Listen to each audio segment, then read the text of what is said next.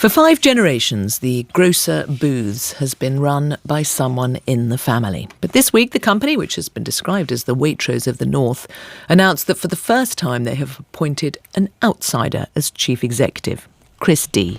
He's not that much of an outsider because he is a long-standing staff member, but still quite a moment. We are joined by Anita Brightley-Hodges, who is a family business advisor at Family Business Place, which promotes and supports family businesses, surprisingly, and by Paul Kelly, who's a turkey farmer and manager at Kelly Turkeys, and took over the running of the company, I think, from your parents. They set it up, didn't they, Paul?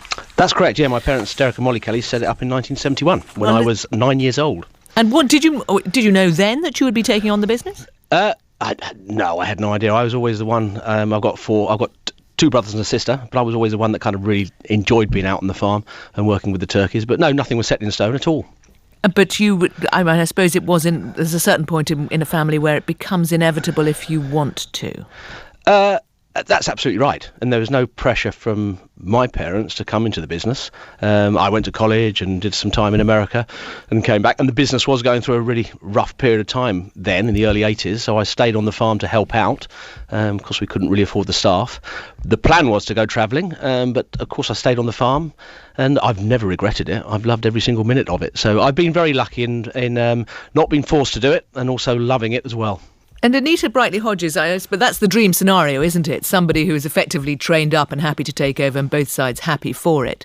But one imagines doesn't always happen. No, that's right. Usually when families are looking at succession, if it's planned early enough, that's fantastic. If they've got children in the wings that have been bought on the farm, like Paul has, then that's great. They know exactly what needs to be done and how to do that.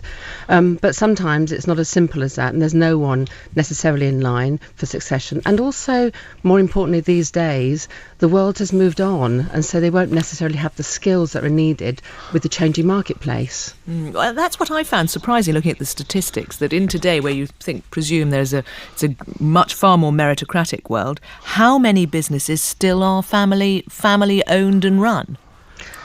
That's right. I think the stats sort of say that over 60% of family businesses would sell if the price was right. So that really implies that a couple of things. One is that perhaps there isn't a successor in line. The second is that the economy has meant that they haven't been able to change to meet those new demands. And then also the fact that they would like to just take the value out of the business because they've worked so hard all their lives, and they just want to be able to take that value out and do something wonderful with it. I know you've done surveys of family businesses. I mean, it's understandable why the first generation that sets it up is passionate about it and therefore is more likely to make a success of it. Presumably it's much more likely to fail when a son or daughter takes it on. There is a saying, actually, that in family businesses, shirt sleeves to shirt sleeves. The first generation are entrepreneurial and set the business up. The second generation, their role really is to develop that business and really make more of it than their forebears. And then the third generation are known for perhaps squandering that value because they were so far removed from the original founders, really. So it's very hard for family businesses to hand those to the next generation, and getting over that third generation is a big deal. Okay, Paul, I don't know, are you old enough to have children? Do you? I am. I'm 52 and I've got 18-year-old, 19-year-old and a 21-year-old, all at university and doing A-levels. So I'm going through those dilemmas at the moment.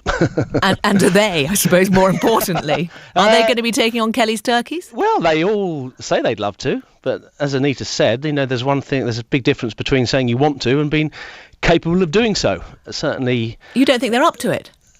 They're certainly intelligent enough, but it's whether they've got the passion, the drive to want to do it. And I think.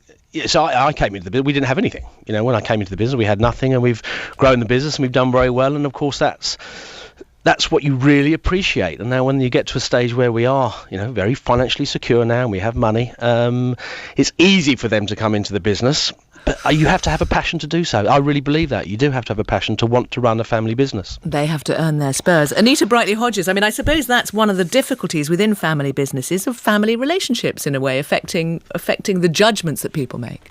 Well, if you think about a normal family, you know, I mean, my daughter's in my family business, so the relationship we have as mother and daughter, and then working together as well. So you have to, you know, it's very, very important to be able to separate family life from work life, and if you can't do that, it makes it quite difficult, really, to have a normal relationship. Separate it? I mean, can you have a work argument that doesn't, or a private argument that doesn't sort of affect the way you work together? I think it's a discipline, and I think you need to say it from the start. So we do. So we close our door. Anita, we must leave it there. Anita Brightley-Hodges, Paul Kelly, good luck with the transition to the next generation.